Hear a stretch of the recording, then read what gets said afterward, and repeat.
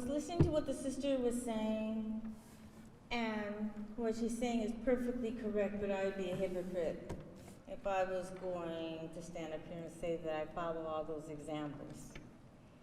In the past 2 years, all my demons have seemed to surface, and it's been really hard for every action there's a reaction. And always we have to dig deep inside of ourselves to try to control the reaction. And more importantly, because of the expectations that Allah subhanahu wa ta'ala has of us, and then how we're perceived on the outside. In this society,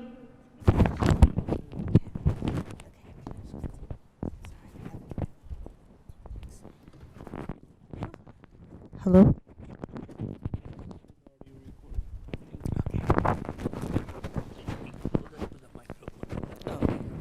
In this society, especially in the past couple of years, people depend on suppositions, and they become predisposed to thinking that they know what a certain group is like without really not knowing the ideals of that group, what their intentions are, what they even believe.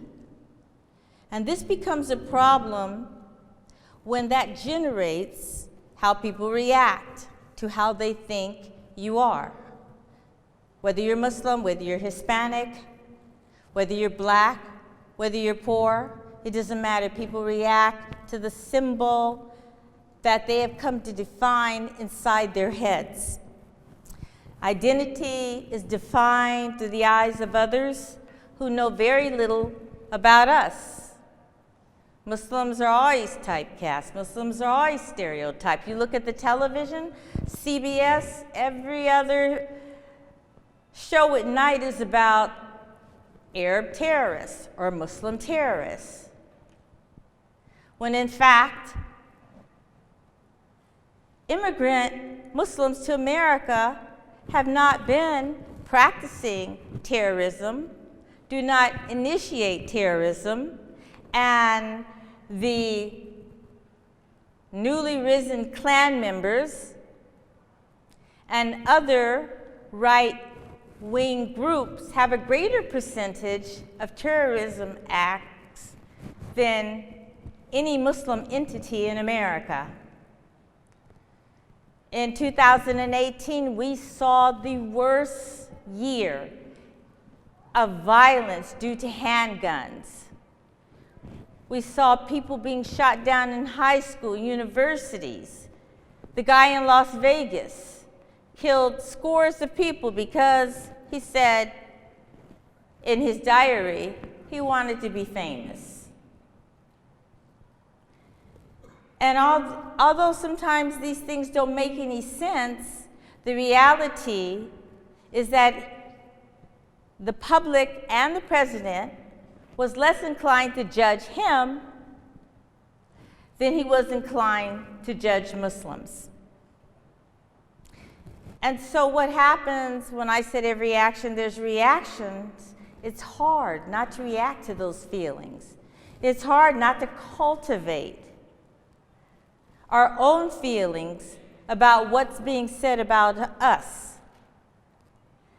And it takes a lot of faith, a lot of patience to be able to counteract those instincts which tell us, well, I should do something about it. I should go tell that person off. He looked at me a bad way. He called me this, he called me that. We're inclined to react to it. But the question we have to ask ourselves is, how are we going to react to it? Have I been perfect? In the last 2 years, no way. I haven't. Especially when it comes to open prejudice against people like clients, people that I care about, people that I know are struggling, people that I know have come for freedom, have come for compassion, have come for understanding, and everywhere they turn, there's a roadblock. The policy of this nation has been to establish a kind of lawless authority over minorities, have promoted unequal relationships in society between people based on race, while the unrepresented are striving to loosen what is a tightly sealed box. They're trying to get out of that box so that they can improve their own situations, and they're willing to work to improve their situations, but they need to be given a chance. How many of you know what public shaming is? Okay. How many saw the guy in a Manhattan sandwich shop? His name was Aaron Schlossenberg, something like that. He was an attorney. And so he heard people speaking Spanish. How many of you heard that story? Raise your hand. And how many of you reacted to that story? That's good. A lot of patience is in that room. But the reaction that I heard from people, I admit, I got a kick out of it. Because what he said was so awful, was so terrible, was so mean and evil, it was hard to control your feelings. When I say reaction, I believe that a constructive effort should have been put forth, and I think that people tried to be as constructive as they could. But at the same thing, I think he deserved to be kicked out of his apartment, to have to move from his law office. I find it strange that someone's a lawyer that's supposed to represent people, yet he embodies such a huge personality of racism. And what about the lady at the park in Oakland? I believe she's a doctor at Stanford. She's supposed to heal the sick.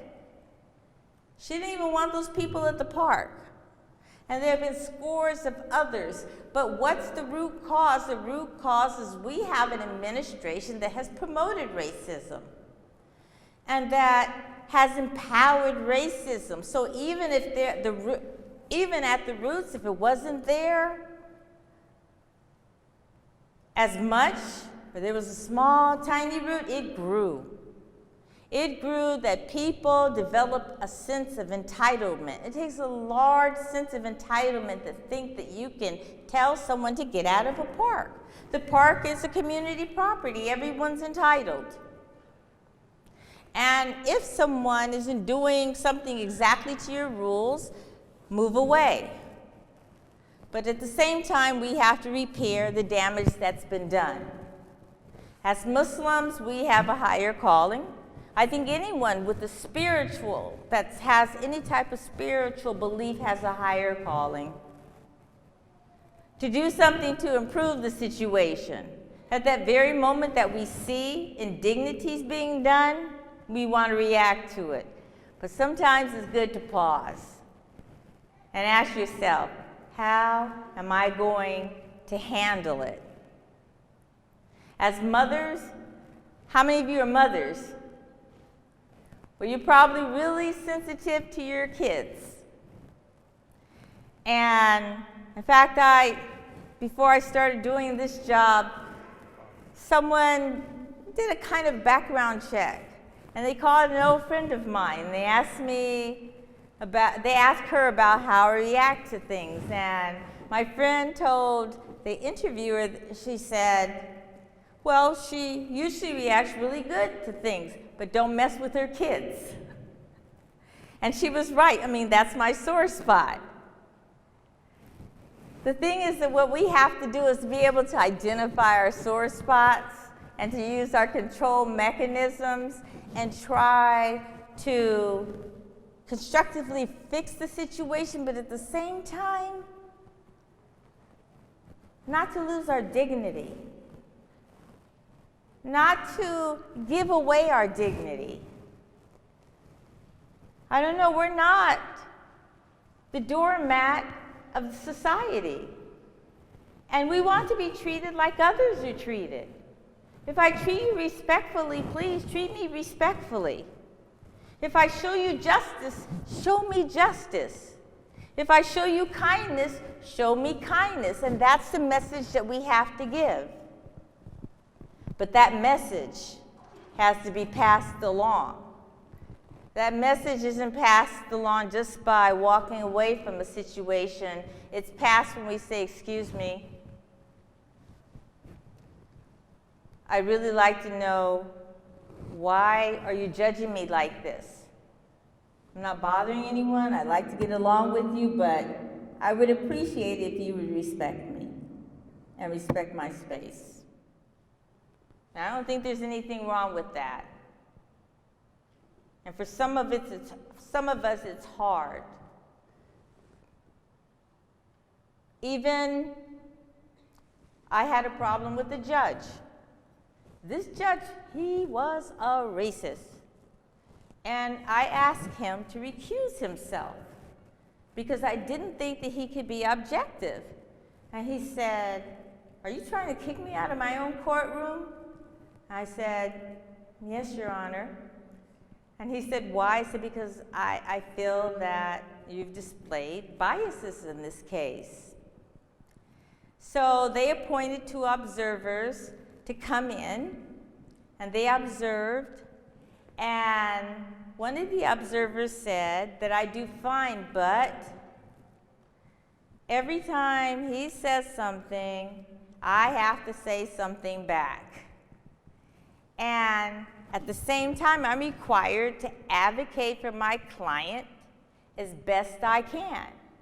So at the same time, I couldn't just sit there and say anything, because that wouldn't be fair to the person I'm supposed to represent. So there's a time and place for everything, but it's like a balancing scale. You're just gonna have to figure out how to balance it. And like the sister said, I mean, we're really interested in having your points of view, how you've reacted in the past, and any questions that you might have, because I think this is an important topic. And I think that if we come away learning something, then that would be a benefit to us all, especially to me. Jazakallah khair. Assalamu alaikum.